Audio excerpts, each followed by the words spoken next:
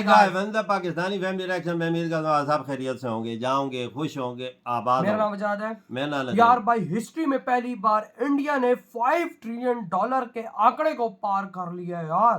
5 trillion dollar. हाँ, और इधर हम पाकिस्तानी बगैरतों की तरह हर देश के अंदर जाकर भीखे मांग रहे हैं। शर्म आनी चाहिए हमको। तो जल्दी से पहले वॉच करते हैं, देखते हैं आखिर किस तरह से भारत ने 5 ट्रिलियन के आंकड़े को पार किया और किस फील्ड में।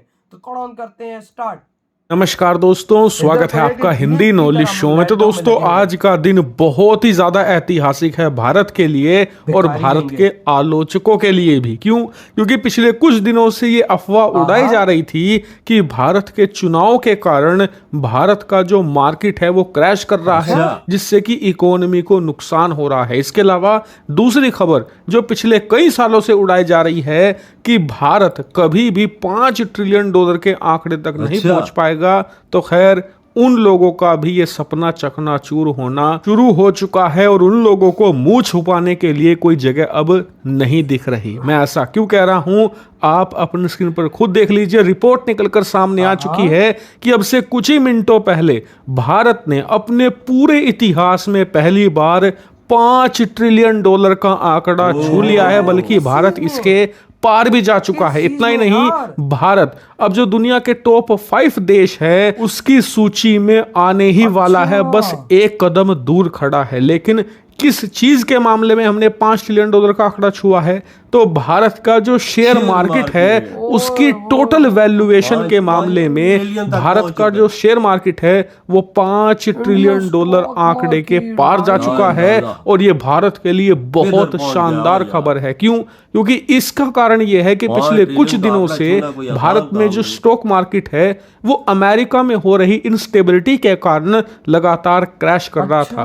अमेरिका का जो फेडरल रिजर्व है वो लगातार इंटरेस्ट रेट में बदलाव कर रहा था, जिससे कि असर भारतीय स्टॉक मार्केट पर हो रहा था। लेकिन भारत में अफवाह यह उड़ाई गई, भारत में चुनाव चल रहे हैं और इन चुनावों में कुछ ऐसे परिणाम आ सकते हैं जिससे कि ये पूरा का पूरा स्टॉक मार्केट घबरा रहा है और इस वजह से ये क्रैश कर रहा है। लेकिन इस स्टॉक मार्केट ने पूरी तरीके से आलोचकों को धता बता दिया है और ये इतिहास में ऑल टाइम हाई पर चला गया है और ये market cap total 5 trillion dollar आंकड़े के पार जा चुका है। और इतना ही नहीं, जो ये कहा जा रहा था कि भारत की जो टोटल जीडीपी, टोटल अर्थव्यवस्था कभी भी 5 ट्रिलियन डॉलर के आंकड़े को पार नहीं करेगी, तो खैर उनका ये सपना भी टूट सकता है। क्योंकि स्टॉक मार्केट एक बहुत बड़ा इंडिकेटर होता है आपके फ्यूचर जीडीपी ग्रोथ का। क्योंकि किसी देश का स्टॉक मार्केट जब इतने भयानक रफ्तार से बढ़ता है तो इसका मतलब उसमें विदेशी निवेश तेजी से आ रहा है,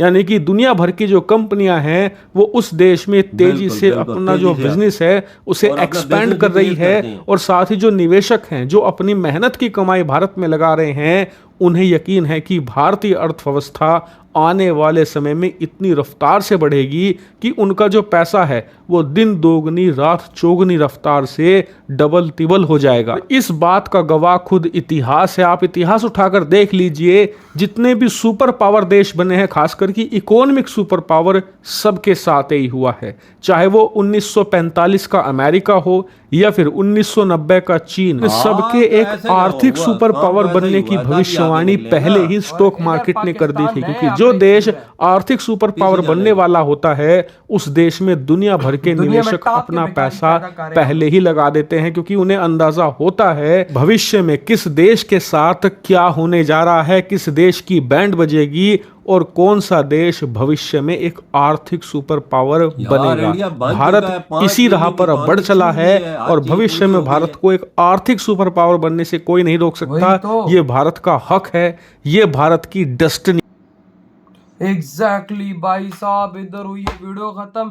फाइनली आज इंडिया की स्टॉक मार्केट पहुंच चुकी है 5 ट्रिलियन डॉलर की। बहुत बहुत मुबारक हो यार, कसम से। हम पाकिस्तानियों ने तो आज तक भाई ऐसी कोई चीज सुनी नहीं है कि हमारे देश के अंदर कोई ऐसे काम हुए हो। लेकिन यकीन मानो, तुमको देखकर यार प्राउड फील होता है कि यकीन मानो देश हो तो ऐसा हो जिसने गरीबी देखी, लेकिन उसके बाद ऐसा उठा कि अमेरिका और जापान तक को आज उसने लाले लगा दिए हैं कि स्टॉक मार्केट 5 ट्रिलियन 5वें स्थान पर ये आने वाला है। अंदाजा लगा ना कितनी ये जल्दी से समझो आगे कि भाई साहब अब इकॉनमी भारत की 5 ट्रिलियन के होने से किसी का बाप भी नहीं रोक सकता। वजह ये मोदी जी बैठा हुआ देख वोटिंग भी चल रही है, सब कुछ चल रहा है। इसके दौरान अगर किसी मुल्क के वोटिंग वाला सिलसिला हो तो उसकी इकोनॉमी नीचे जाती है, और उसके भाई बावजूद स्टॉक मार्केट नीचे जाती है, हाँ। लेकिन इनकी स्टॉक मार्केट उधर ही खड़ी ऊपर जा रही है। भाई साहब 5 ट्रिलियन के हाँ। आंकड़े को पार कर गई यार। आप पे अंदाजा कैसे? लगा ना। यार ये मोदी जी कैसे करते हैं भाई? उनके पास क्या है ऐसा कि इलेक्शंस में उन्होंने ध्यान दिया वही नहीं है। ध्यान दिया हुआ है तो सिर्फ और सिर्फ एक देश पे, वो है उनका देश भारत। असल बस यकीन मानो हमें तो शर्म आ जाती है बात करते हुए भाई। फिर वही बात बोले जाएंगे कि हम गद्दार हैं। वही बात है कि भाई हम लोग अगर अपनी देश की गलत चीज बताते हैं कि भाई हमको वो चीज सुधारनी चाहिए तो भाई हमें बोला जाता है गद्दार। यार दरअसल मसला है कि इन्वेस्टरों को एतबार इंडिया पे, उन अपना पैसा लगाते हैं उस मुल्क पे जिधर जाया ना हो। वही ना, पाकिस्तान के अंदर क्या चल रहा है? हम लोगों ने खुद अपने हालात ये गंदे किए हैं ना। हमारे अगर पास हम इन्वेस्टर तो आता कोई नहीं गंदे है। हालात को अगर हम लोग बोलते हैं कि ये गंदे हालात हुए हैं तो हम गद्दार। भाई साहब इन चीजों को हमें सुधारना पड़ेगा तब ये हमारा देश आगे, नहीं तो फोकट के देखो कश्मीर निकला, इसी तरह केपीके भी बोल रहा है हम निकलेंगे पेशावर। हाँ, इसी बिल्कुल तरह वो बलोचिस्तान बोल रहा है। बिल्कुल। ये क्या तो हालात तरक्की है? यार, मैंने कहा जब तरक्की नहीं होगी ऐसी होगा। और उधर देखो इंडिया एक स्टेट नहीं बोलता कि हमें अलग होना है। नहीं होना। आज 75 साल हो गए हैं, भारत के एक स्टेट ने नहीं बोला कि यार हमें अलग होना है। सारी स्टेटें देख ये इकट्ठे रह रही हैं, मुझे कोई रोना, मसला नहीं है। मुझे रोना इस चीज पे हमारे आ पास जाता है। 4 स्टेटें हैं तो उनका कोई मसला नहीं हल कर रहा, कोई नहीं सुन रहा उधर।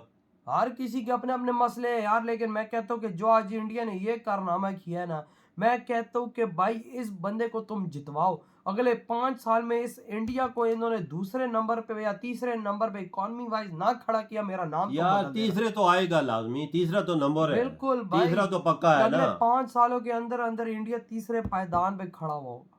क्या पता भाई, मैं कहता हूँ कुछ ऐसा हो जाए अमेरिका को क्रॉस करने के करीब हो।